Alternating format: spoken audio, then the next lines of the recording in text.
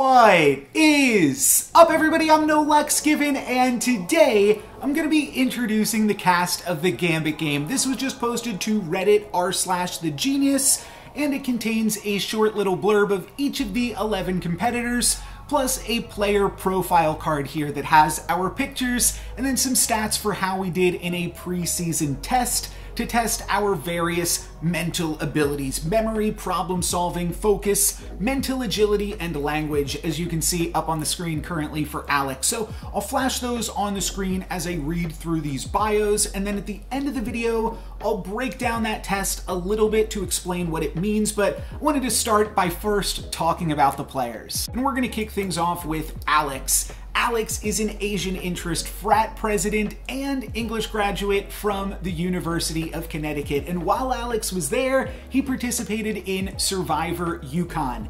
If you are interested in seeing how Alex did, you can check out this link for more information on Survivor Yukon, or you can click this right here to just immediately see how he did, but I'm not going to click it in this video. I don't want to spoil it in case anybody still wants to go back and watch that. So Alex has some experience with games like this, and we'll see how that fares him in the Gambit game. Next up, we've got Ben from the UK. Ben is a game show producer and creator of the currently airing BBC One show Bridge of Lies. He's also creator of the singing show All Together Now, a game designer for Richard Osman's House of Games, and regularly enjoys poker. So obviously some very cool credits here for Ben, who works professionally to create game shows. Next up, we've got Kathy, who is a special appointed court advocate and is well known as her neighborhood bird lady. Kathy is also a grandmother with more years of experience than anyone in the cast as a lifelong lover of games. Also competing is Devin, who is a sports announcer,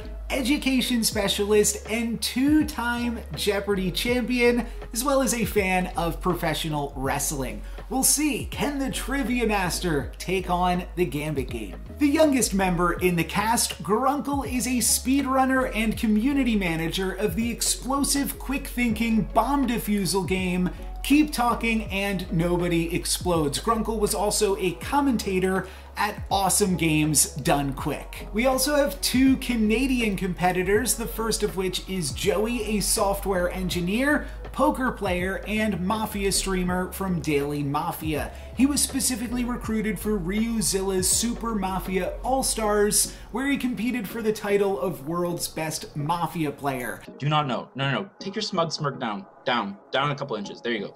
Okay, do not vote.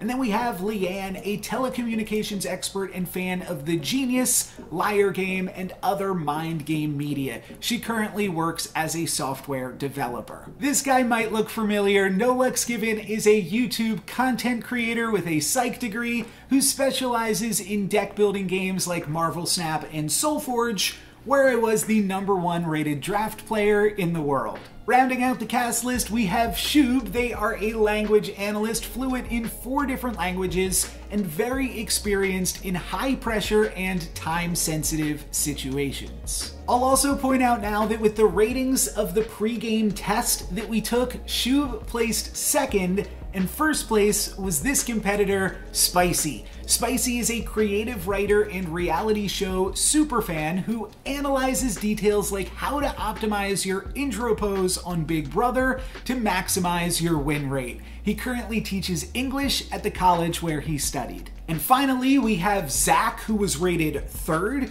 According to all of these scores right here, Zach is a multi-talented professional who has variously been a saxophonist, waiter, business account executive, teacher, and polyglot.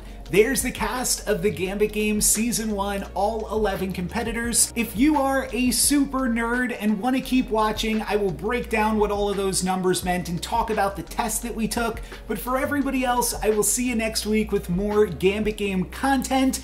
And don't forget to subscribe to the Gambit Game. I'll leave a link to their channel as well in the video description. The first thing that we were tested on was our memory. And we were given games like this. This one tests your spatial memory, where you're given a 5x5 grid, and then you are briefly allowed to study this screen, where some of those panels are illuminated. Then that gets taken away and you have to remember which of those panels were blue. So In this example, the answer would be 2, 7, 12, 19, 23, 24, and 25. And why this is a little bit ironic maybe is I actually placed the highest in the cast in memory, and I would say my memory is not actually my strong suit. I will be putting it to the test throughout this series as I kind of recap the Gambit game, but normally I considered myself as somebody that didn't really have a great memory. I do think though that I have a really good spatial memory, which this really aims to test. This is numbers, this is shapes, those kinds of things I can do. I will say that this is kind of funny. At the beginning of the memory portion of the test, we were given a list of maybe 8 to 10 different cities in the world. And at the end of the memory test, we were asked to repeat those 8 cities. We were also asked to repeat those right at the time, but then at the very end of the test, we were asked to repeat those 8 cities again. And I was able to do so, but it was a little bit awkward because we were tested on memory first. As we went through problem solving, focus, mental agility, and language, there was a part in the back of my brain that said, those cities are gonna come back up and I'm gonna need to know them. And that definitely got in my head a little bit and distracted me throughout the rest of the testing. Was still able to do pretty well. I think it was fine, but I just wanted to share that funny little anecdote. Here's another memory game that we played that I think also explains why I was able to do so well in the memory portion, because this isn't really going to look like a memory game. So in this one, we're given a 4x4 grid, though the grid does get bigger as the game goes on. At various spaces on the grid, we're gonna see these reflectors, and you have to remember the position and orientation of these mirrors. Then, so I'll give you a second, take a look at that, take it in. Then there is going to be a light that appears on the board in one of the blue squares around the board, A, B, D, all through L, angled pointing onto the board. And then you have to tell me where this light is eventually going to hit. In this example, the answer would be F, because we've got a reflector going this way, and then we've got a reflector right here going this way, and then there is another reflector at H that doesn't actually matter. Or not H, it's, you know, this square, the 8th square, closest to H. So the answer to this would simply be F, and these puzzles got more and more complicated as it went on. And then again, after all of this, we were asked to rename the 8 cities that we were shown at the beginning. Next up was problem solving, which I was also able to do pretty well in. It was basically just quick arithmetic. They would flash some numbers on the screen, ask us to add them together, things like that. But there was also this fun exercise where we were given a tile that had a few different shapes inside of it. And then we had to remove some of those shapes to make the corresponding picture above. And as you remove shapes, the other ones will fall down due to gravity. So in this example, removing both the A block and the F block would allow you to make this shape above. So if we take a look here, first removing the F block causes the D and B to slide down, and then removing the A block gives you the corresponding shape as pictured. The third portion of the test was focus, also sometimes known as observation. And we've got this bright red background here to kind of troll us, make things a little bit more difficult. Here's an example of a focus game though, where we're given a bunch of different shapes and colors and things on the screen, and you're asked to find the one that doesn't have a pair or triple associated with it. So we can see F and H, I and G, C and K, D, B, L,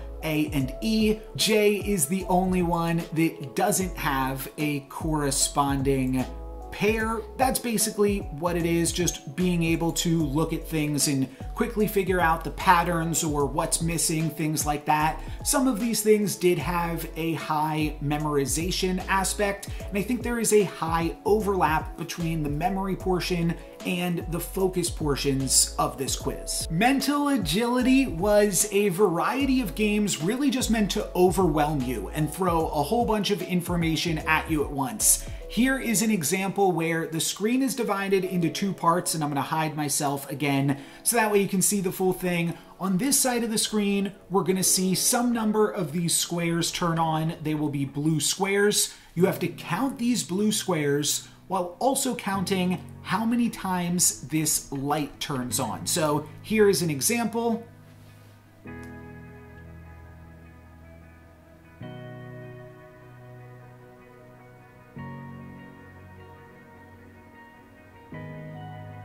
Pretty straightforward with that one, but it gets crazy once there's 17 or 28 of these squares illuminated in this 10 by 10 grid, and the number is blinking any number of random sporadic times. There's other games, I think a classic example is like throwing the color red on the screen, but it's written in green, and different things like that that are really just meant to trip you up and overload your brain. And then the last section of the quiz was language, which I actually performed the worst in compared to all of the other sections.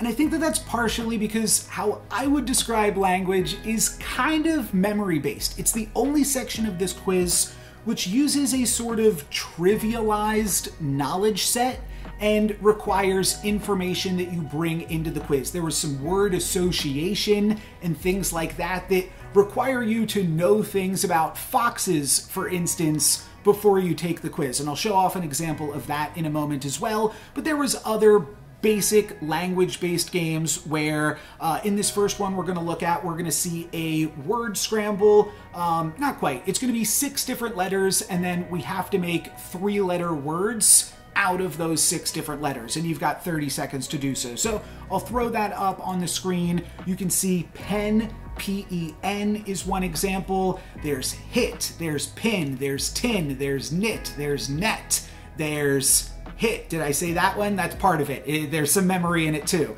So it becomes a lot about how many words and things you know going into the quiz. That can definitely help you. Pie. Just saw that one. But yeah, I think that that is definitely has a huge memory component, especially as you get into the word association. Here is the fox game that I already brought up as an example, but you have to use these letters down at the bottom to complete these words above to write out words that are associated with the word fox. So I'll just leave this on the screen. You can figure it out. It's pretty straightforward. All of these things, I should also mention, were also timed, and we were rated and scored based off how quickly we could complete these various tasks, other than the ones that are timed themselves. And that's basically it. I'll throw these stats back on the screen so now you can see how everybody compares now that you know what these numbers mean, and you can get an idea of how that might impact the player's abilities to perform throughout the Gambit game. But for today, that's going to be it for me. More Gambit game content coming up. It premieres this Sunday. But for today, that's going to be it for me. Thank you guys very much for watching. I'm No Lux Given. Peace.